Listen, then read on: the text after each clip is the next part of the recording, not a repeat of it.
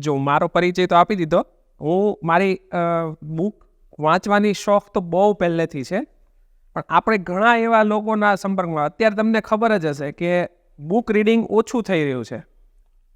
જે લોકો વાંચે છે એ લોકો રેગ્યુલર વાંચે છે, પણ નવા લોકો અથવા જે લોકો નથી વાંચતા એ ક્યારેય બુકમાં ફિલ્ડમાં આવતા જ નથી. અને મેં મારો એક એક્સપેરિમેન્ટ કર્યો કે મારા ઘણા સર્કલમાં ફ્રેન્ડ્સ હોય તો એ લોકો એમ જ કહેતા હોય કે અમે બુક વાંચીએ ને પહેલું પેજ ખોલીએ એટલે ઊંઘ આવી જાય અથવા મૂકી દે. એ લોકોને ક્યારેય એ હેબિટ જ નથી હોતી. એમાં ખાસ કરીને જે બિઝનેસ બેકગ્રાઉન્ડવાળા હોય કે જે ભણતા ન હોય એમને બહુ પ્રોબ્લેમ થાય. તો આ બુક મેં પર્સનલી છે ને મેં 12મા ધોરણમાં વાંચેલી, એટલે આજથી 25-30 યર્સ પહેલાં ઓલમોસ્ટ. તો ત્યારે આપણને એમ ખબર પડી કે આમાં કંઈક એવું હતું કે આનાથી આપણે બુક વાંચતા થઈ ગયા. એટલે અત્યારે હું ઘણા બધા મારા મિત્રો હોય ને એને હું એક્સપેરિમેન્ટ રૂપે આપું કે આની થોડીક વાત કરું અને એમ કહું કે આ બુક વાંચ, તને ઊંઘ નહીં આવે એમ. અને એવું બધું થયું છે. 10 મિત્રો પાસે આ બુક વંચાય ને એના લીધે બીજી બુકો પણ વાંચતા થયા છે. કેમ કે આમાં છે ને એક વાર્તા સ્વરૂપ છે. હવે એમાં બી ટ્રુ સ્ટોરી છે. જો આપણને હંમેશા ટ્રુ સ્ટોરી હોય ને એ વધારે ક્લિક કરે. કેમ કે તો આની વિશે થોડી તમને વાત કરીશ. આ જે રિયલ સ્ટોરી છે 1972માં ઉરુગ્વે દેશની એક રગ્બીની કોલેજ ટીમ હતી. એ જતી હતી બાય ચાર્ટર્ડ પ્લેન. એ લોકો 45 સીટનું ચાર્ટર પ્લેન કર્યું હતું અને એ લોકો બીજા દેશમાં ચીલીમાં રમવા જવાનું હતું. વચ્ચે એન્ડીઝ પર્વત આવે છે, આપણે જેને જિયોગ્રાફીમાં ખબર હોય તો એમાંથી એ લોકોનું પ્લેન ત્યાં ક્રેશ થઈ જાય છે અને એના જે સર્વાઈવલની સ્ટોરી છે. એમાંથી 45 લોકો હતા ને એમાંથી 16 લોકો છેલ્લે બચે છે અને 72 ડેઝ પછી એ લોકો બહાર આવે છે. તો એ તમે વિચારો કે આ ટાઈપનું રિયલ આજ સુધીમાં આટલી મોટામાં મોટી આ સર્વાઈવલ સ્ટોરી હશે. એની વિશે હવે આની એક બીજી વાત કરું કે આના વિશે મેં પછી ઘણું બધું વાંચ્યું.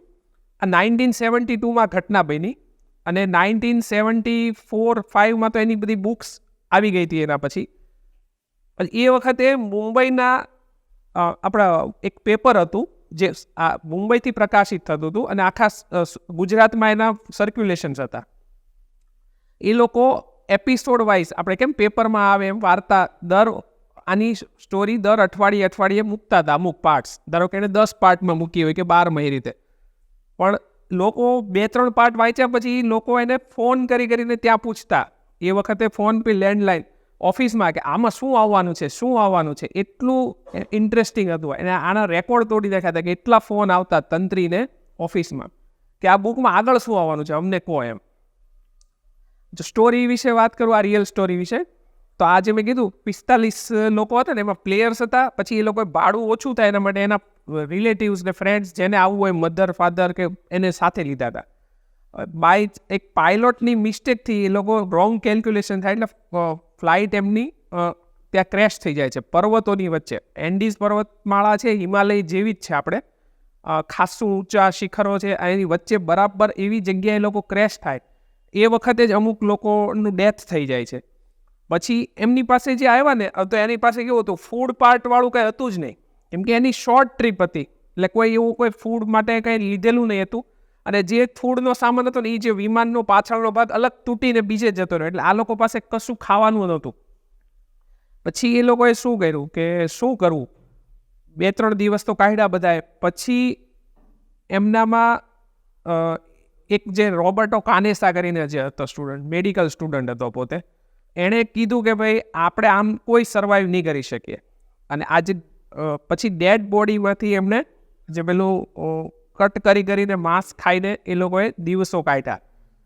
તો પણ એ લોકોને કોઈ બુકમાં ઘણું બધું છે તમને કે સતત આશા નિરાશા વચ્ચે માણસની જે પોઝિશન છે ને એનું બહુ સરસ આમાં ચિત્રણ છે. કેમ કે આ રિયલ હોય એટલે આપણને એ કનેક્ટ વધારે થાય. કેમ કે આપણે જે મોટિવેશનની વાત કરીએ કે કોઈ વાત કરીએ તો આના જેટલું મને નથી લાગતું કે મોટિવેશન માટે તમારે આટલી સરસ બુક હોય. આ બુકના 2 મેઇન હીરો છે જે લોકોએ આખો પાર્ટ કર્યો, રોબર્ટો કાનેસા અને નાન્દો પારાદો. એ બંને રિયલ લાઈફમાં બી પછી એટલા સક્સેસફુલ બને. નાન્દો પારાદો અત્યારે મોટો મોટિવેશનલ કહેવાય. કેમ કે એણે જ આખું આ બુકનું મેઇન હીરો જે છે કે એણે આ જે ટાસ્ક લીધું એ કોઈની તાકાત નહોતી. એણે પોતે નક્કી કર્યું કે હું આ 2 જણા અમે બહાર જઈશું. એ કેટલા દિવસો સુધી ચાલી અને એ લોકો માનવ વસ્તી સાથે કનેક્ટ કર્યું. તો અને રોબર્ટો કાનેસા ત્યાંના પ્રેસિડેન્ટ બનતા રહી ગયો. એટલા બંને પોતે એમાંથી જ મોટા માણસો પણ બની શક્યા. એટલું આનું પોઝિટિવ ઇમ્પેક્ટ એમની લાઈફમાં બહુ આવી. અને આજે બી આની ડોક્યુમેન્ટરીઝ અને એ છે, એ લોકો એ જે સ્થળ પર ભેગા થાય છે અમુક વર્ષે બધા. પણ જો કોઈને રસપ્રદ રીતે બુક વાંચવી હોય, મોટિવેશનલ બુક વાંચવી હોય, ઇન્ટરેસ્ટિંગ ફોર્મેટ, થોડું એક જાતનું આમ રોમાંચ સાથે, તો આ બુક સજેસ્ટ કરીશ. આ બુક ફોર્મમાં પણ આવે છે અને આ ફોર્મમાં પણ આવે છે. બુક ફોર્મમાં તો મારી કોઈ લઈ ગયું છે, મને યાદ નથી, પણ આ રીતની બી મળે છે. અને બહુ આપણા વિજયગુપ્ત મૌર્ય છે જે સફારીવાળા, એમણે ગુજરાતી અનુવાદ કર્યો છે. ઓરિજિનલ ઓથર પિયર્સ પોલની છે આ બુક. પિયર્સ પોલે એમની સ્પેનિશ ભાષામાં લખી હતી. પછી એમાંથી તો બહુ બધા ટ્રાન્સલેશન થયા છે. આના પરથી મૂવી પણ છે, અલાઇવ.